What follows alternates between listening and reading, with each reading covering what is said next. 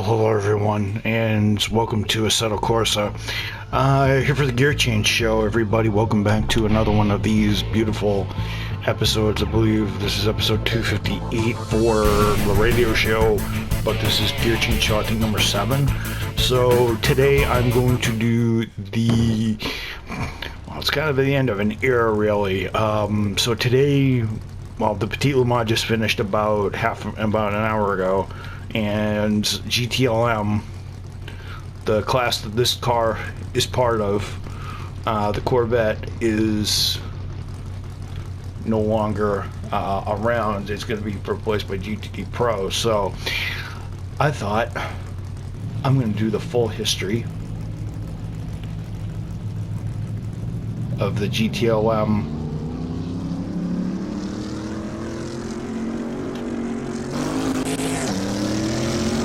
series. So for those of you who are not aware, I'm just going to warm my tires up just a tad. So for those of you guys who are not aware of the GTLM class, so GTLM, to kind of understand how this series kind of evolved to GTLM to where it is today, you have to go back into the late 90s, mid to late 90s with the GT1 class. So the GT1 class, a class that this car was a part of years later, a different GT1 class. So there's a number of names that this class goes by, that GTLM went by over the years. There was GTS, GT1, there was GT2, GTX, if you guys are old IMSA fans, which this was a part of, IMSA GT. So the roots of this class, GTLM, production-based race cars, heavily modified street cars, kind of goes back to the early GT1 days when cars had to be production relevant. You actually had to have a car account. You couldn't make a one-off special. Well, you couldn't have a one-off special, and I'm not talking about Toyota TS01, TS010 or anything like that. That was they made a handful of those.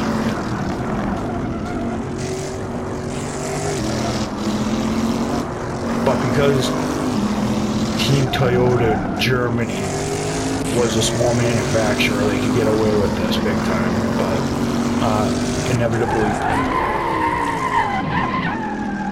inevitably,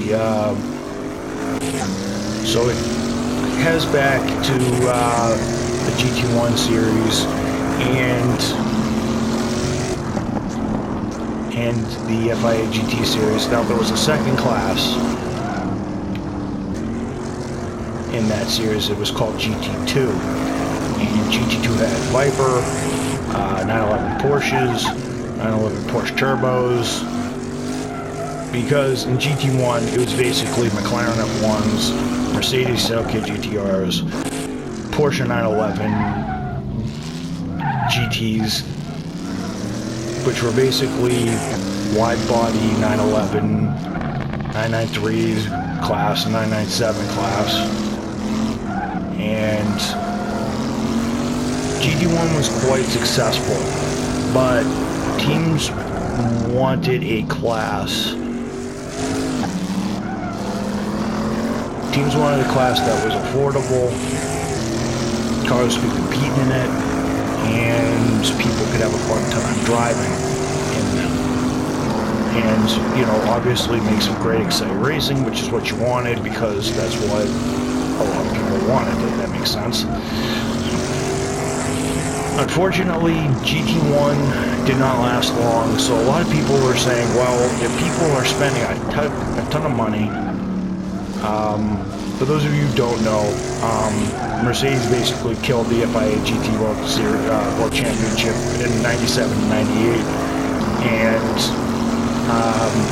because they wanted to make a comeback into racing, they decided to enter the GTP category with the CLK GTR, which is another story for another time. But all you guys need to know is it did a series of backflips at the 1999 Le Mans, and teams were like, we're spending way too much money on these prototypes, and we should be really spending, if we want to spend this type of money, we want to go to Formula One. Well, that's what BMW did.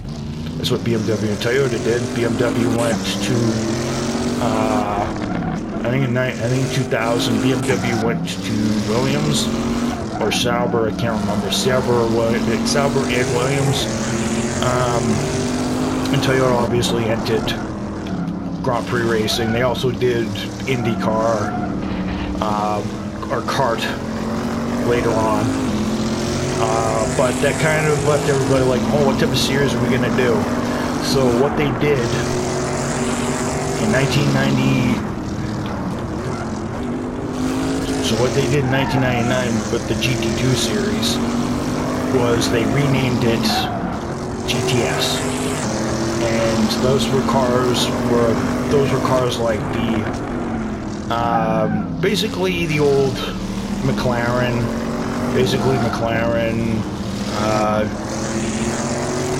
911 and Corvette when they came around in 2000, like this beast, like this sledgehammer, and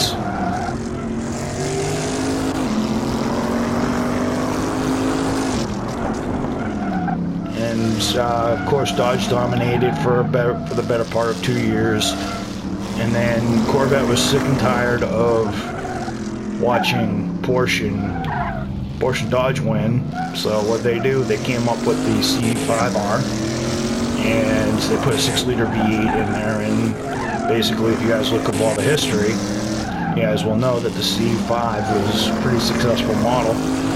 And this car, its predecessor, the C6R, pretty much killed GT1. Pretty much killed the second iteration of GT1. So yeah, and then of course GT2 was there in the background. Porsche, Ferrari, BMW, Lotus, Panos, TVR, and Spyker. If you guys don't know what Spyker is a Dutch company. So yeah, GT1 in the ACO kind of died out. Then the FIA had the FIA GT1 World Championship, but it was a sprint format. And the reason why I know this is because they could run for 3 hours, but if they tried to do a 10, 12, do a 6 or 7, do a 6, 8, maybe 10, 12-hour endurance race, they really weren't up to snuff. And I think at the 2010 Le Mans 24-hour, I think only the Saleen S7 and the Aston Martin DBR9s, which were true GT1 cars, ended up finishing the race, because I think it was in the final GT1 race at Le Mans in 2009, true GT1 race at Le Mans 2010, I believe. It was I believe it was the lava competition. Saleen S7, which was another 7-liter big block sledgehammer that, like the Corvette C6 and the C7 here, or the Corvette C7, C7 had a 5.5 liter, but we'll get into the reason why that happened. So then they said in 2009, well, we gotta have a smaller class, and we don't want to make the budgets big, and we don't want Corvette dominating. So modern GTE basically evolved from the old GT2 class. I said Porsche, Ferrari, but of course the manufacturers brought their own know-how and their own GT tricks, and then over the years they sort of evolved into this mess of cars and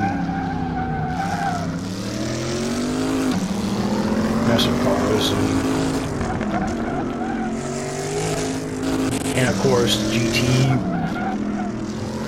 GTE class was born. Now over here in America it was known as ALMS GT, and then but over in Europe it was known as GT Pro, and GT Pro will continue on for quite a bit. But GTLM, the car that this is part of, the car that this class is a part of,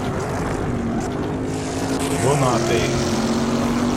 So, yeah.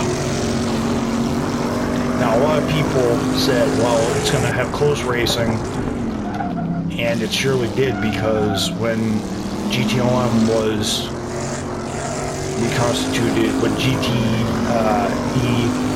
and GT and ALMS GT were both combined, it formed GTLM, and everybody's like, oh, this will be so great, this is going to be awesome, we'll have Corvette, Porsche, Ford in the near future, we'll also have Ferrari, Lamborghini, well, Lamborghini's GTB,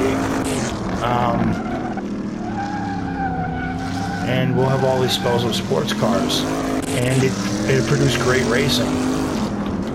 I remember the first year the C6R won a bunch of races, but it lost out the championship by numerous points in its first season to Dodge, and Dodge came back with a vengeance because they were running for 2 years and they finally crowned that program with a win.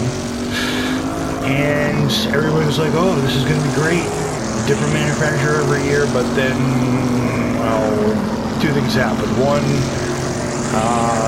there were regulation changes to the bodywork and aerodynamics of GTLM, and that was in 2016. So the cars had more downforce, a little slightly more power. So Corvette used to have around 495 to 500 horsepower, and it got an increase of, I think, 25, so they had 525, 550, somewhere. Although this game says 495, although I think this is the 14 model, so that's the reason why.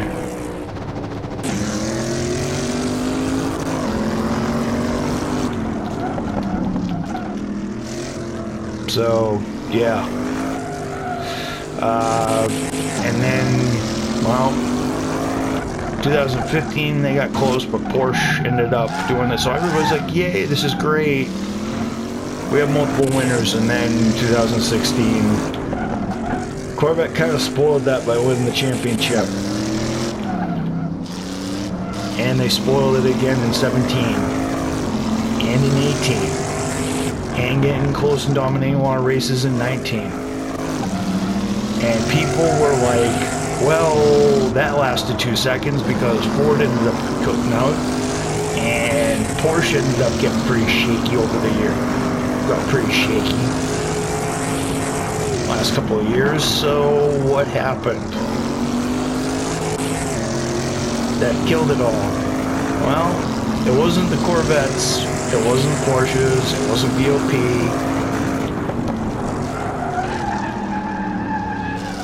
It wasn't enormous budgets, because you could run a GTLM team, no problem.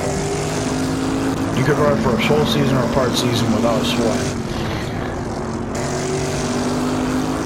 What happened that caused all this to go away? Well, Corvette won a couple of championships. I think Corvette split one in 19 with Ford. I think they did halfsies. I think Ford got the manufacturers, and Corvette got the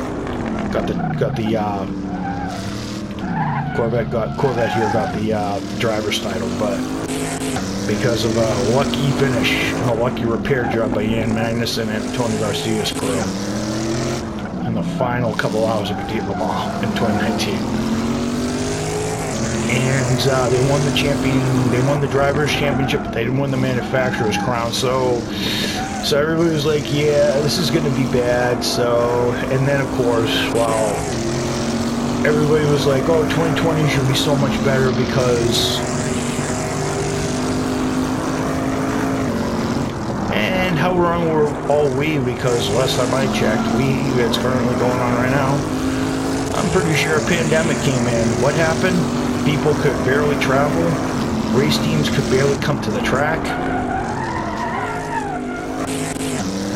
Budgets were slashed because no one could spend the money anymore because everybody was busy trying to conserve, which I don't blame people. And on top of that, 2020 was basically a Corvette year. Corvette dominated almost every single solitary race after the Rolex 24. There was no stopping the map after the break-in for COVID, July on. They won at least every single solitary race. They did not race a line rock that year, unfortunately. So they won that year, and they won again this year. So everybody's like, well, you know, that kind of sucks. So we have to make a new class where everybody's going to show up, and everybody has to do this, and everybody has to do that. So they call them a GTD Pro. It's basically GTLM, but it's basically GTLM, but with GT3 cars.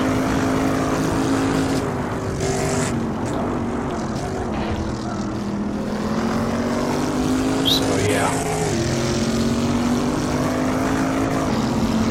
And it wasn't just because of coronavirus. I have to stop blaming the virus because it's a non-living thing, right?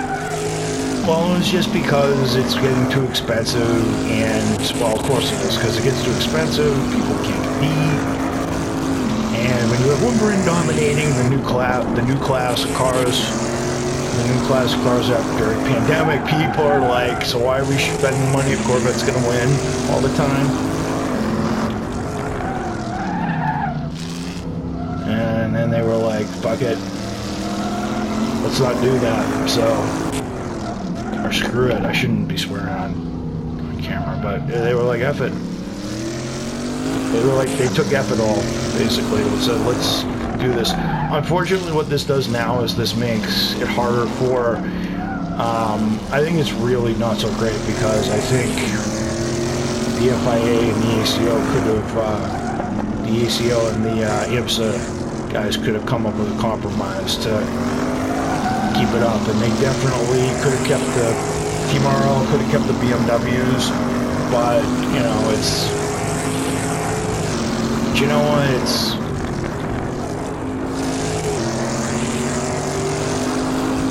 what it is, folks. You can't stand losing one thing. It's not worth running over, but just to reiterate, GT2, GT1 GTS slash GT1 were great series, and right now the GTE cars are actually, the GTLM cars are actually faster than the old GT1s in the class. Like, they're faster than a lot of the older cars. Like, they are on par with a lot of the older GT cars. So there definitely has been some evolution on the part of the manufacturers, and there's definitely been a lot of widespread change in the GT world.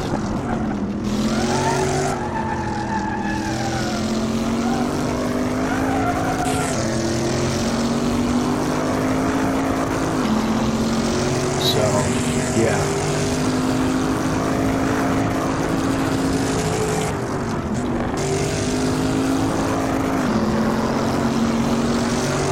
So yeah, and it's sad to see it go, you know, because it's,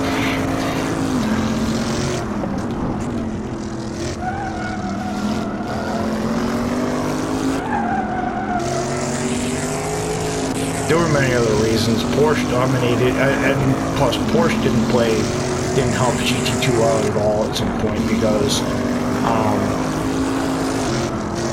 and when other manufacturers tried to level the playing field, they either got squawked at or they did some road-breaking car. BMW, of course, did BMW's always been doing road-breaking cars. They did the M6 GTLM, you know, and the M3 Oh yeah, and plus the M3 GT2 was also a rule breaker because I had to get waivers.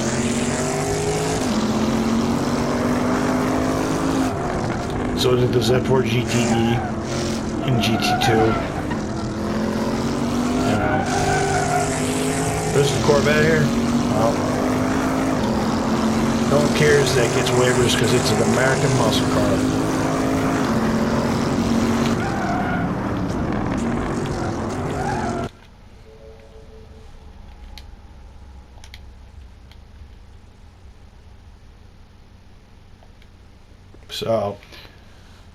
So yeah, I'm just gonna say, everybody, that I'm not happy that GTLM is going away, or GTE, and over in the States is going away, because I think it could have survived.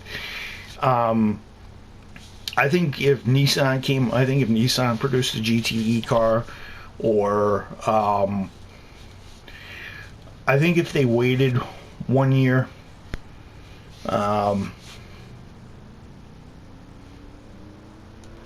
yeah, I think if they waited 1 year,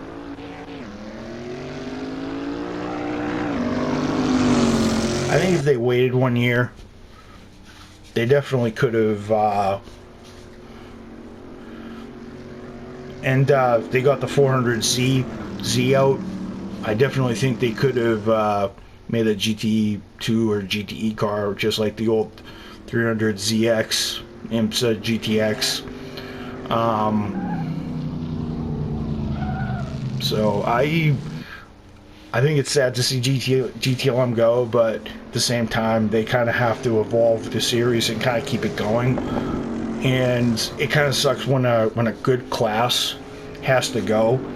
And I just want to say congratulations to the number 79 WeatherTech Porsche for winning last GTLM race. Seeing as it was a GT2 based class, and it sort of started out as GT2.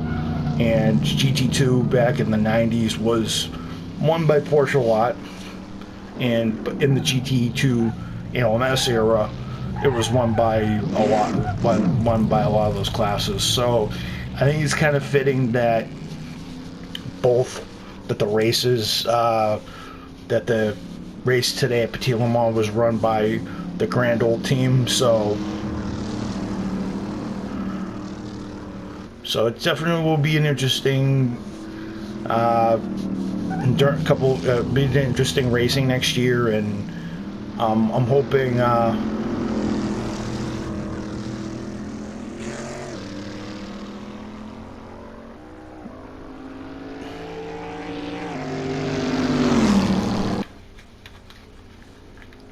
I'm just gonna shut up for a second to hear this, so you guys can hear this thing.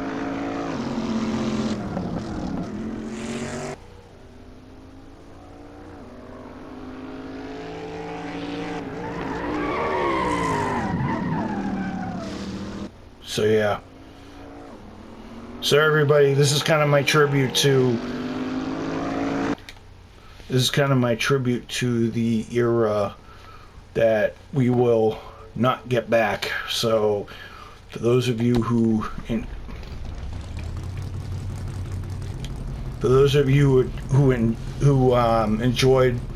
the GTLM era out there, I definitely say that, and everybody that came out to the IMSA races to go see the Corvettes win, and to kind of see Corvette in the last, kind of put it mildly, in the last GT2, GTLM, Corvette has been doing a lot of that winning lately. They won in 2012, they won 2013, they won 2012, 2013, 2016, 2017, jointly in 2018, big time in 2018, 2019, 2021, so 1, 2, 3, 4, 5, 6, 7, so about, it was, give or take, 6.5 championships, because they did split in 17.